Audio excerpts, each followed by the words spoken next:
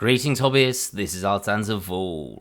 And in this video we're going to be having a look at the nSolve add-on for Blender, particularly the nSuite set of tools that come with that add-on. So this is nSolve and it comes from TeamC, the creators that brought you HardOps and Box Cutter. And if you've watched the channel, you know I love HardOps and Box Cutter. They are absolutely amazing tools, and nSolve seems to be following the same tradition of making absolutely fantastic add-ons. At the time of recording, this is $23, but it does specifically say that this is an introductory price and expect it to go up. And I would expect this to go up. There is a huge amount that this tool can do, and I can see it being really popular. It should also be said that TeamC have a great history of continuously updating their add-ons and improving upon them, so I'd expect this, while it is great now, to get even better. If you are interested in this add-on, there is a link in the description. It is an affiliate link, which means it will cost you no extra to use it, but it will help support the channel, including those future videos on nSolve, because we're not going to be able to cover everything in one video. So once installed, you'll have these icons here for nSolve and nFlow, and if we go into edit mode, I've got machine tools for that. You can see that the nSolve gives us two options here, nSuite, which is this set of tools here, or we can go to nSolve, which is this set of tools here. Now, what's useful about this is that in nSolve, if we press D, which is to open the helper menu, we can also have both nSolve and nSuite visible at the same time when you're in nSolve. And this is my preferred way of using these tools, so that we have more options. Though there are potentially reasons to have just one set of tools showing at any one point. In this video, we're going to be talking about these tools here, so the nSuite set of tools. I'm not going to do these necessarily in order, but I will cover all of the tools here. I'm not doing it in order because it just makes more sense to cover certain things in a certain order. Hopefully you'll see that as we create potential situations as we go through and edit this object. So I'm going to go into edge mode. That's using machine tools. You can just do this in a normal way. And we're going to start with this tool here, which is Mesh Cut. Now, Mesh Cut is actually very similar in functionality and appearance to the Line Project tool in Sculpt mode, which is a bit confusing because we also have a Line Project function here as well. So let's quickly talk through what it does. Firstly, it is view specific, as a number of these functions are. I will highlight those, and when we click on it, it allows us to draw a line, and you'll notice that there is a section that is highlighted in red, and once we release our mouse button, that section is deleted according to the view. Because of that, I find this most useful to do in a side-on view, and we can quite comfortably just get rid of certain sections that we don't want as part of our mesh. We can also use the control button by holding it down to snap in increments to get certain angles should you choose to. The other things that we should know is if we click and we've got the red section in the wrong direction, you just press F and that will change direction, so we've now got it going in the other direction. And finally, if we're drawing and press X, then it turns yellow and we end up getting a knife tool that will slice all the way through. Now, because of that, this line projection tool seems a little bit odd to me. I would probably have put this all into one go, but there may be reasons why they haven't done that. The one thing that I'll say with a number of these tools that's a little frustrating is that each time this tool is used, let's just go into top view and then we'll do that one more time. So X to change and then F to change direction. Once we've done it, we then have to come back and click again to use the tool again, which all gets a little bit tedious. It'd be nice if there was a way of holding down a button, let's say Shift or something, and it will keep the tool going. But there we go, that's what happens. Now I've mentioned it, so let's talk about the Project Line tool next. And if we click on that, what that allows us to do is click and draw a line. Now wherever that line goes, we get a line, but it's not gone all the way through. Or if we undo that, we can click, draw our line and press C, the line will turn bold, and now we cut through the whole of the object. You can also, whatever mode you're in, it will retain from the previous time you've used it, so at the moment it's bold and going through. If you hold down Alt or release it, you can change between the two as well, and then click, and then whatever mode you were using last, including that Alt, you can click and it will stay in that mode. I do wish it was possible, once you've clicked the icon, to then be able to pan around, but you'll notice you can't pan around, you then just need to click and then release. I'm just going to get rid of some of those cuts because they're going to get in the way of what we're doing later. The next tool is one that you should probably be fairly familiar with, and that is the Edge Loop tool. Now here, because we don't have quads, this is going to have some limitations of being stuck to only being on this face, as it would do, and it does note if I escape out of it, if I hold my mouse over it, this is exactly the same as holding down Control and R, which we'd normally have as an edge loop function. Now I do like that this is part of this tool set. Control and R are a little bit awkward to get as a shortcut, so it's quite nice to have that easy to go and get to really quickly. So that's quite nice that it's there, but it pales in comparison to the next tool, which is the hard loop cut tool. And this is something I'm surprised hasn't been made earlier, and it is really good. So the hard loop cut does exactly the same thing, except for it is now creating a loop cut and will ignore and cut through Ngons. And you'll notice I can go all the way through this geometry from side to side, selecting where I want this loop cut to be. And it has no problem dealing with that. And this is great because it means I can come here and quite easily create a series of quads, which I could then do a normal loop cut or whatever I'd normally want to use quads for.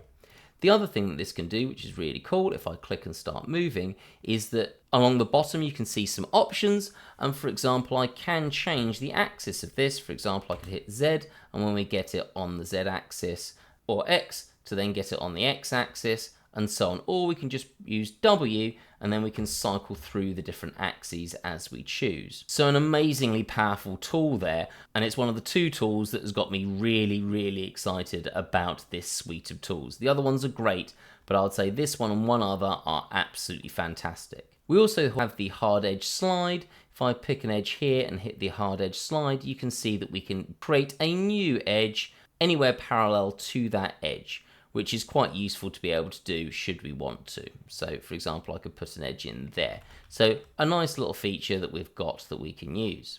Now the next for the really exciting tools that I absolutely love is the hard bevel function. Now this is an amazingly powerful tool, though it does have some things to be aware of. Now just so you're aware, most, or in fact all of these tools here appear to be designed to solve the problems of Ngons. And this hard bevel is probably actually going to create a lot of problems with Ngons if it's something you care about, but happily we've got a great series of tools that we can then use to fix this. So what I'm going to do is select this edge here, and I'm going to do a normal bevel. So I'm going to press Ctrl and B to bevel this, and you can see that we can do our bevel and it gets stuck as soon as it hits some intervening geometry, and we can scroll up and scroll down to change the number of segments, but we are limited by that geometry that's there. Now what hard bevel will do, in a similar way to hard loop cut will ignore all the other geometry, hard bevel will do the same. So I can create a bevel and now it will go past any intervening geometry, effectively destroying it, making this perfectly rounded shape. Now this is just, I'm kind of in a state of disbelief about this. This is quite similar to a tool that's going to be part of the hypercursor tool from Machine, and on the videos by TeamC they do say that they actually approached Machine to say, look, we've got a similar tool in this and it's not designed to be competition, it's just we've come to a similar solution to a problem that we've both had, and apparently that's gone perfectly fine. So there's no one trying to snipe anyone else's ideas here. So we can do that there, and again this is really useful. Say we wanted to do this edge here from the top, and we can then do this hard bevel, and then we can try if we wanted to line up our edges as best as we can, or just go a little less distance. So a really helpful tool there that we can use. Now if we just quickly symmetrize that across the other side, this is going to create some potential problems. We've got a lot of non-quad geometry here, so do be aware of that. But as I said, it has got all of the potential to solve this included within this tool set. So for example, if we go into vertex mode, we can do things using nSolve, such as quickly getting rid of certain lines, or we can do things like joining vertices together really quickly and easily, or let's just go into edge mode, we can do things like sliding edges really quickly and easily to solve some of these problems. So don't feel that this is going to create problems that are not going to be solved. I'm just going to have to cover that in a separate video because otherwise this video is going to be far too long. I do intend to do further videos on nSolve, specifically these tools here, but we will also look at nFlow as well in the future. So if you're not subscribed to the channel, hit the subscribe button, that bell icon, so that you're informed when those videos are released. And if you are more impatient than that, and you want to support the channel further, I'm going to be looking at these nSolve tools over the next week, And the Patreon will already have those videos available because we're a week ahead on the Patreon. Now this brings us quite nicely to the next function of our nSuite, which is our project loop function. If I'm in edge mode and I select this edge to this edge, we could see it'd be quite nice to solve this problem here. And we can do that very quickly with project loop. So I can just drag down there and we've got that sorted. I haven't had to use the knife to cut through point after point after point, which is really tedious. So again, something that's going to speed this up no end. Now this actually has quite a lot of functionality to it, so I just want to show something. So I'm just going to bring in a cube. Let's G and Y that over here, and then let's scale that up. I'm going to apply the scale, and then let's go into vertex mode, select that vertex, and I'm going to bring my cursor to that vertex, and I'm going to bring in a quad sphere. Let's just have a look at that. We won't align it, and let's bring that down to, I don't know, somewhere there. And then we'll subtract that, so we've got this sort of cutout. In fact, let's just make this a little bit bigger, and then do the same thing again. So in this instance, we've got all these vertices, and again, we've got these very ugly ngons. So let's have a look at how this function is going to help us. Now, if you want to get into nSolve and nSuite, you can also, once in edit mode, hold Alt and 4, and that gives you the options of getting into these and some of the other tools that you might want or most commonly use. So let's go into our nSolve again. So we've got both of them up there, and then I'm going to select that edge to that edge. And if I come here and select that project loop, you can see it's going upwards in the Z-axis, but if I press F, we get this really cool fan option, where this is going to fan out along the connected edge. I think this has something to do with the normals, so it's a really, really nice way of projecting this out. And then, for example, if we wanted to, I could click there to there and do the same thing again, but this time, instead of fanning out, I'm going to press Z, so it's going in the Z direction, and we could just drag that down, and then we've got that going there. So we're quickly turning this area of ngons into quads, and we could then continue this on from the different sides as well. So a really, really cool function. Now, I just do want to mention one thing with this and how this works. You'll notice in that example, I selected all the way along this edge, and this is something I wanted to mention to make sure we don't have a misunderstanding of how this works. If I was to say select here to here, what we need to understand is that there is a vertex on each end here. If I just circle that there and then there, we've got a vertex at each of those points. If I go into vertex mode, we can see them there. Now, what happens is when this is creating this project loop, it does not use the vertices of those end points. So for example, if I do that again here, and let's change F so that we've got that flowing outwards in a fan, you can see that this is not using those 2 points on the tip as it creates this. So just something to be aware of, and that's what allows this sort of simplified selection where we say, I want this whole edge, but we wouldn't want this vertex and this vertex to start moving out and causing problems. So just something to be aware of. Let's get rid of that. The next two tools are also projection based, so we're going to start with this one, which is project grid, and to use this we need to be in face mode. So what I'm going to do is select this face here, and we'll see how this works. So what you do is click, and it's going to create a grid, and you can see that this will allow us to add a lot of potential extra geometry onto these surfaces. Now we can, if you want to, make this smaller and then scroll up to add more in or less in, and you'll notice it only does it on one axis. In fact, this is actually quite difficult to see. Let's pick this axis and do that again. So if I do that here, we can see the purple's a bit clearer to see, and we've got a limit on how many there are for this. Now, what we can do is we can scroll up, so that is going to only add it in one direction, or if you want to, you can hold down Control, and it will then do it in both directions. So just be aware of that. I'm not sure that's going to be really necessary, as I can't see wanting to make geometry that's that tight, but you can do, and then you can rotate this in whatever direction you want. Now, there doesn't seem to be a way to lock this very easily to certain directions, and I'd quite like there to be a way of locking this to a long edge, which doesn't seem to exist, which is a bit of a shame. But either way, we can click there and we get this projected onto that surface.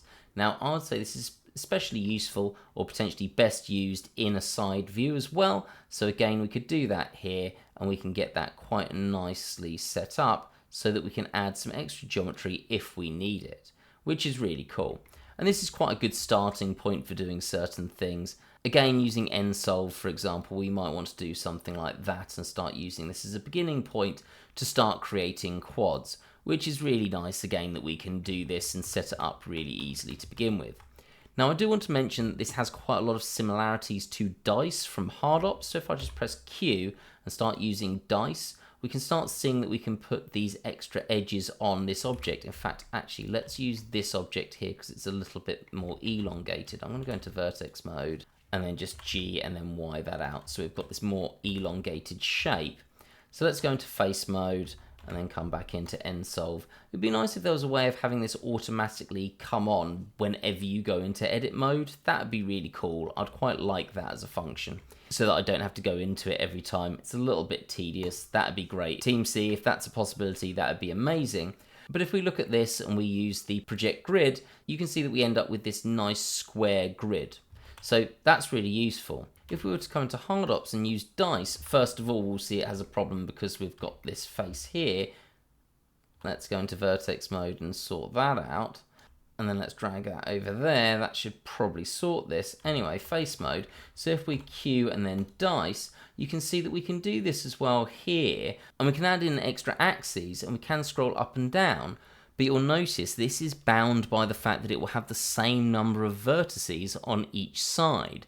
In this instance, making this into rectangles instead of squares, which isn't quite what we want. Again, you can see this problem that we have to go back into nSolve every time. Really hope they change that. The next function is project circle, and this is really affected by what mode you are in. So I'm going to go into vertex mode, and as soon as we select a vertex, we're going to create a circle on that vertex. And again, it is going to be bound by the direction we are looking, creating potentially some elongation in certain directions. Now, if you're in vertex mode, it will start on the vertex that is selected. Notice with this vertex selected, even if I click over here, it's working off that vertex. We can also then scroll upwards and downwards to change the number of segments and move backwards and forwards to change the size of this circle. I once again think there's something slightly missing here, and that is that we cannot rotate this circle around, which is annoying because I might want to change this so that I have certain vertices that are going to be created. For example, that one. If I could have rotated this around, I could have had it on that edge. So I think we're missing a rotation function here that would be really good. Let's go into edge mode.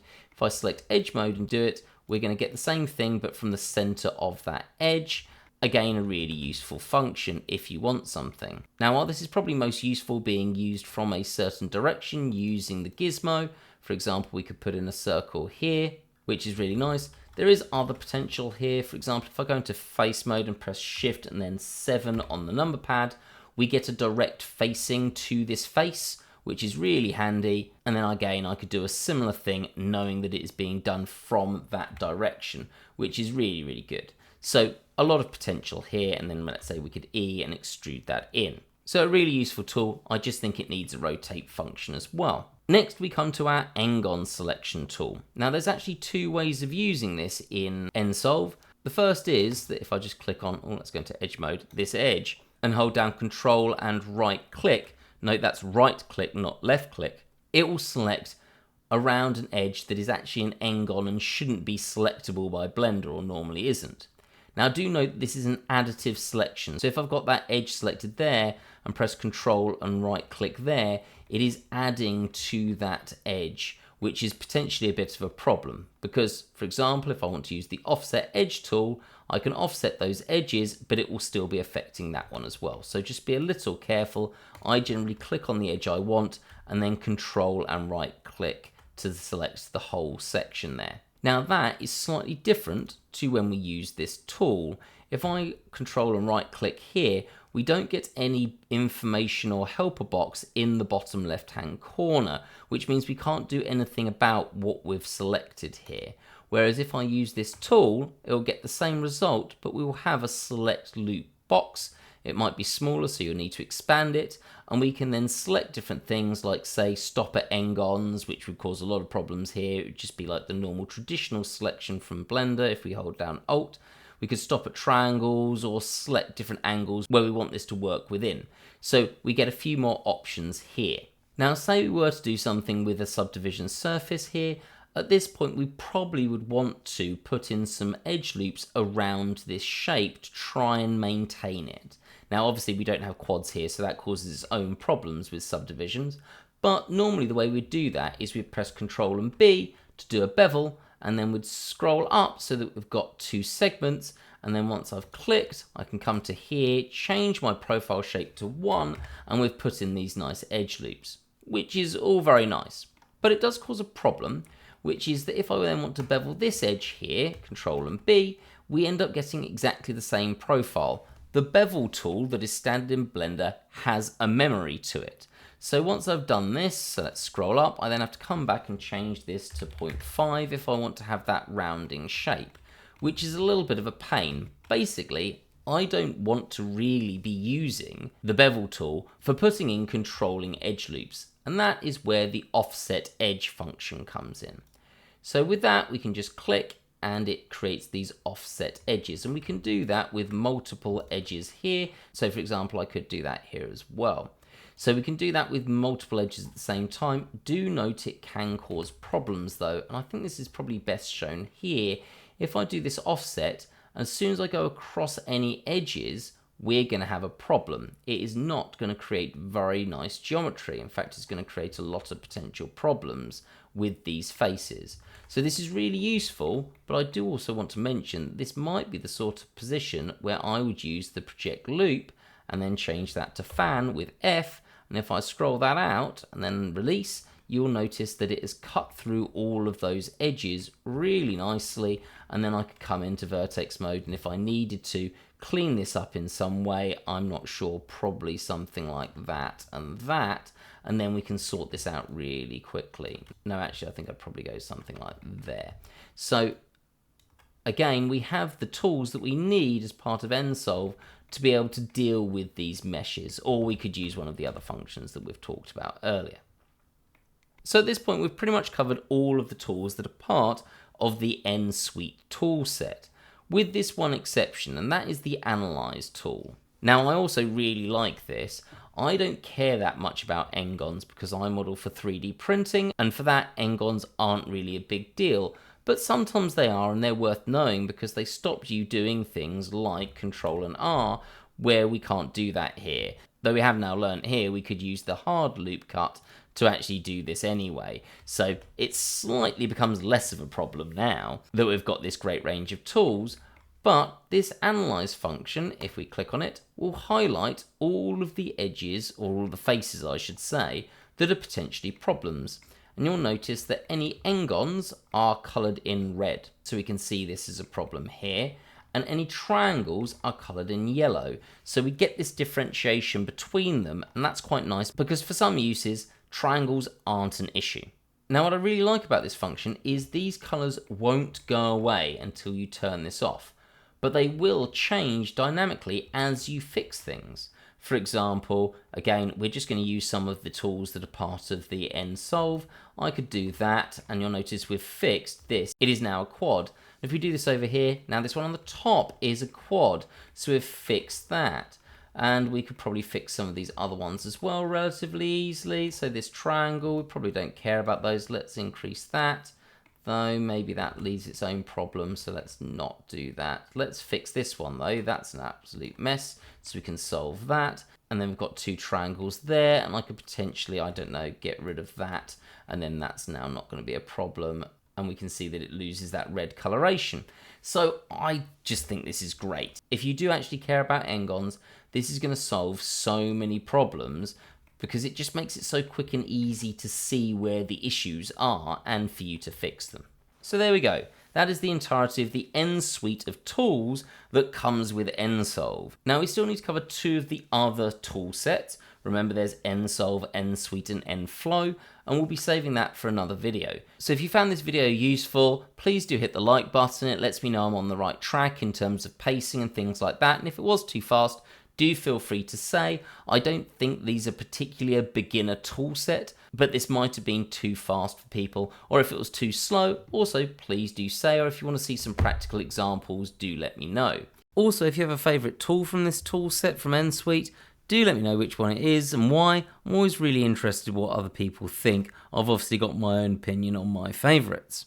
Finally, I do want to mention once again your ways of supporting the channel. Firstly, you could use that affiliate link in the description to purchase nSolve if it's something that interests you. Again, it costs you no extra and helps give a little bit of money towards the channel. Or if you want more videos on this topic quickly and you can't wait for an extra week, then feel free to check out the Patreon, where you get these videos a week ahead of time and ad-free, as well as access to the channel Discord. Have a great day, guys.